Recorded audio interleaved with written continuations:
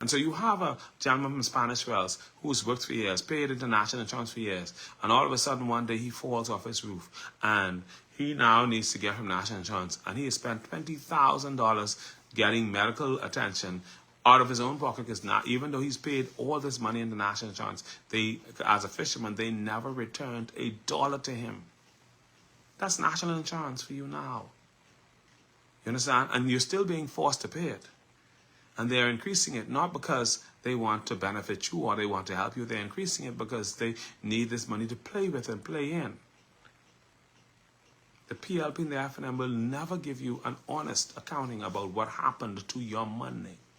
Any government that literally promises a Freedom of Information Act and doesn't produce it and then turns around and tells you that they're not going to do it is not going to tell you the truth about your money. They will never tell you the truth. They will never be honest with you. They will never speak up. They will always lie to you. They will always manipulate you. They will always take advantage of you. They will never have integrity with you. This is all a game for them. So much so that when they have campaigns, they offer each other plane rides.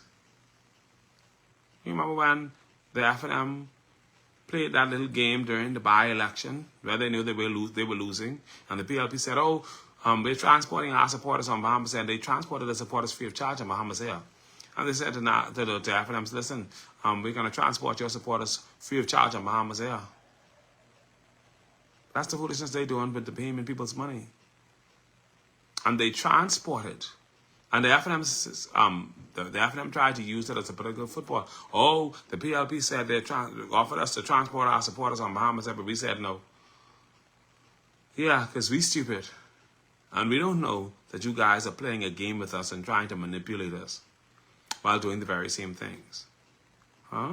Because even though this has happened, when I spoke about Michael Pintard, when I spoke about Clay Sweeting using the government money and putting his name on these big checks that he was distributing, even though it was monies from the government. When I spoke about Obi Wilscombe dying and us not being able to account for the government money on his private account, Michael Pintard has yet to say a single word about that. Not one single word. Because they're all crooks. And now, what's his name is? Daquan Swain is learning that the FNM is just as crooked as the PLP. Ain't no different.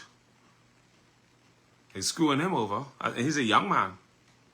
But the FNM always screws over their own. Especially if you're not in the clique or in the clan.